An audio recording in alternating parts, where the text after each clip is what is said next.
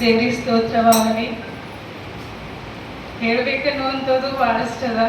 But Yesappa ಎಷ್ಟು ಸಮಯ ಕೊಡ್ತಾನೆ, ಏಸಪ್ಪ ಚಿತ್ತಾಯ ಆ ಕೊಟ್ಟಂಥ ಸಮಯದಲ್ಲಿ ನಾವು ದೇವರಿಗೆ ಸ್ತೋತ್ರ ಸಲ್ಲಿಸೋಣ. ಹಲ್ಲೆಲೂಯಾ. ನಾಲ್ಕನೇ ಮಾತು, ನನ್ನ ದೇವರೇ ಯಾಕೆ ನನ್ನನ್ನು ಕೈ ಬಿಟ್ಟಿದೀಯ ಅಂತ. Hallelujah, hallelujah. ನಾವು ಬಹಳಷ್ಟು ಸಾರಿ ನಾವು ಮನೆಯಲ್ಲಿ ಹಲ್ಲೆಲೂಯಾ, ನಾವು ಫ್ರೆಂಡ್ಸ್ ಹತ್ರ, ನಾವು ಬಹಳಷ್ಟು ಜನ ಹತ್ರ ನಾವು ಮಾತಾಡಿರ್ತೀವಿ. ಹೌದಿಲ್ಲ? ದಯಮಾಡಿ ಎಲ್ಲರೂ ರೆಸ್ಪಾನ್ಸ್ ಮಾಡ್ರಿ. ಯಾಕಂದ್ರೆ ನಾಲ್ಕನೇ ಮಾತು, 3 ಮಾತು ಮುಗ್ದು 3 ಮಾತು ಮುಂದವ ನಾನು ನೋಡು ಇದ್ದೀನಿ. ಹೌದಾ? ನಂಗೆ ರೆಸ್ಪಾನ್ಸ್ ಮಾಡಿರ್ಬೇಕು. ಹಲ್ಲೆಲೂಯಾ. ಇಲ್ಲಿ ಏನ್ ಹೇಳ್ತಾ ಇದ್ದಾರೆ ಅಂದ್ರೆ, ನನ್ನ ದೇವರೇ ಯಾಕೆ ನನ್ನನ್ನು ಕೈ ಬಿಟ್ಟಿದೆ ಅಂತ. ಯಾರು ಕೈ ಬಿಡಲ್ಪಟ್ಟಲ್ಲಿ? ಯಾರು? ಯೇಸು ಕ್ರಿಸ್ತ. ಹಲ್ಲೆಲೂಯಾ. ಕೈ ಬಿಡಲ್ಪಟ್ಟವರು ಯಾರು?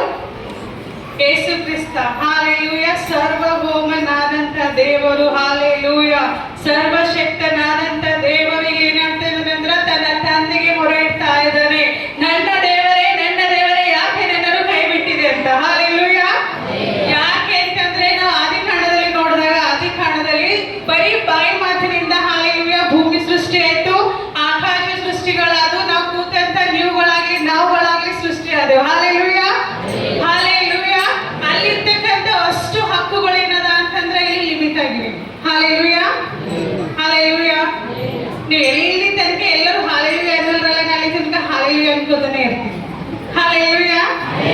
ಯಾಕೆ ಅಂತಂದ್ರೆ ಇಲ್ಲಿ ಏನದ ಅಂದ್ರೆ, ನಮ್ಮ ಪಾಪಗಳ ಕ್ಷಮಾಪಣೆಗಾಗಿ ದೇವರು ಮನುಷ್ಯ ಸ್ವರೂಪಿ ಆದನು. ಹಲ್ಲೆಲೂಯಾ.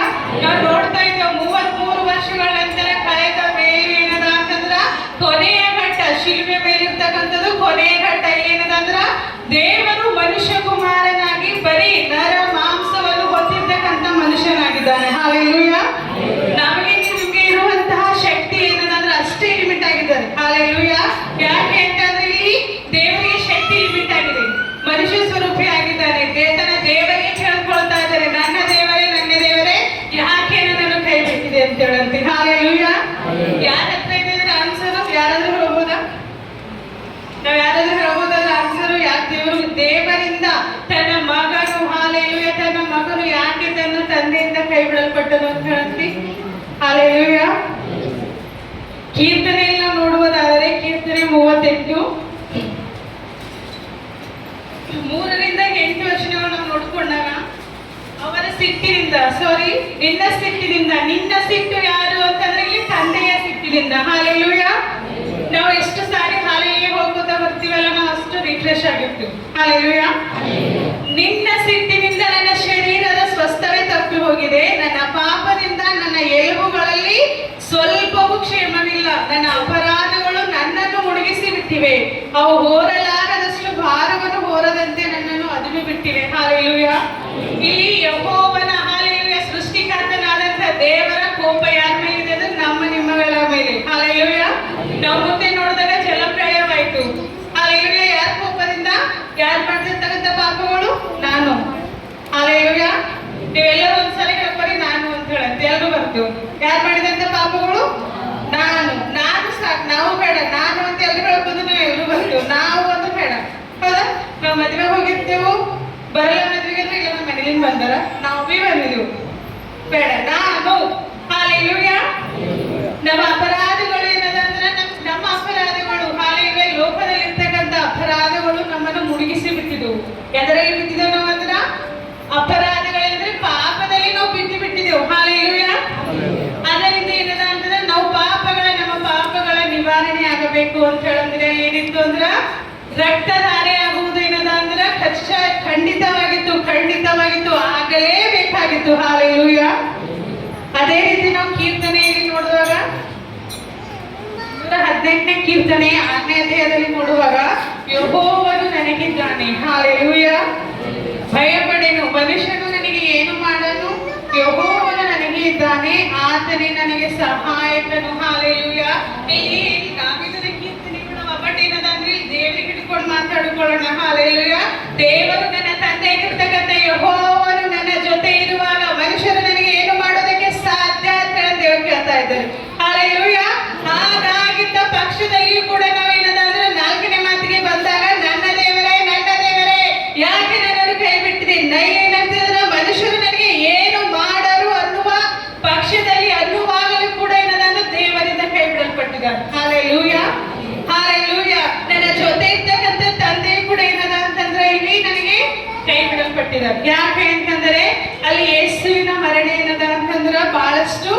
ಅವಶ್ಯಕವಾಗಿತ್ತು. ಹಾಲೆಲೂಯಾ.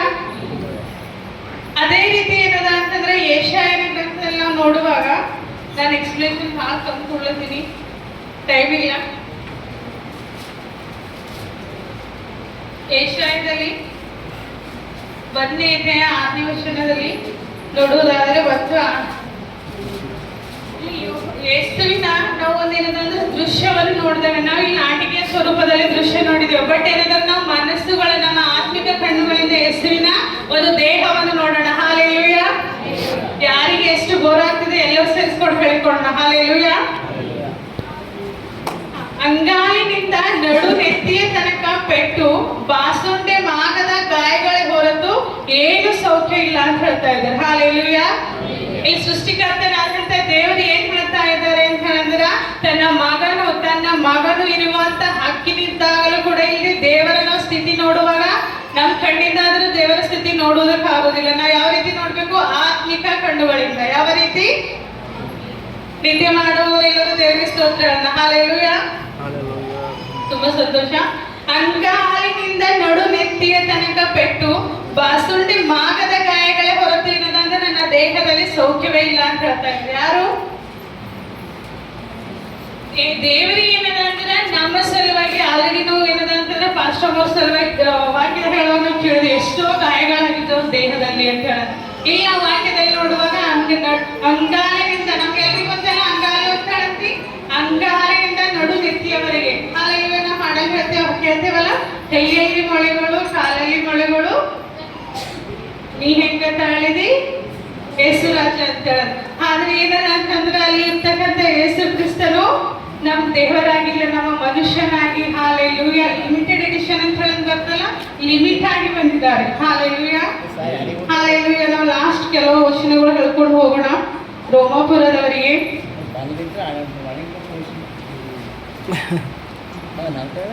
ಇದೆಯಾ 27ರಲ್ಲಿ ನೋಡಿದಾಗ 27 ಕೆಲವು ದರ್ಶನಗಳು. ಆದರೆ ಹೃದಯಗಳನ್ನು ಶೋಧಿಸಿ ನೋಡುವ ಆತನಿಗೆ ಪವಿತ್ರಾತ್ಮನ ಮನೋಭಾವವು ಏನೆಂದು ತಿಳಿದದೆ. ಆ ಆತ್ಮನು ದೇವರ ಚಿತ್ತಾನುಸಾರವಾಗಿ ದೇವ ಜನರಿಗೋಸ್ಕರ ಬೇಡಿಕೊಳ್ಳುವನೆಂದು ಆತನು ಬಲ್ಲನು. ಹಾಲೆಲೂಯಾ. ಹಾಲೆಲೂಯಾ. ನಾವೇನ್ ಹೇಳ್ತಿದ್ದೇನೆ ಹೇಳಿದಿನಲ್ಲ, ಇವಾಗ ನಾವು ದೇವರಿಗೆ ಏನಂದ್ರೆ ನಮ್ಮ ಕಣ್ಣುಗಳಿಂದ ನೋಡೋಕ್ ಸಾಧ್ಯ ಇಲ್ಲ, ಬಟ್ ನಮ್ಮ ಆತ್ಮಿಕ ಕಣ್ಣುಗಳಿಂದ ದೇವರಿಗೆ ನೋಡ್ಬೋದು. ಹಾಲೆಲೂಯಾ.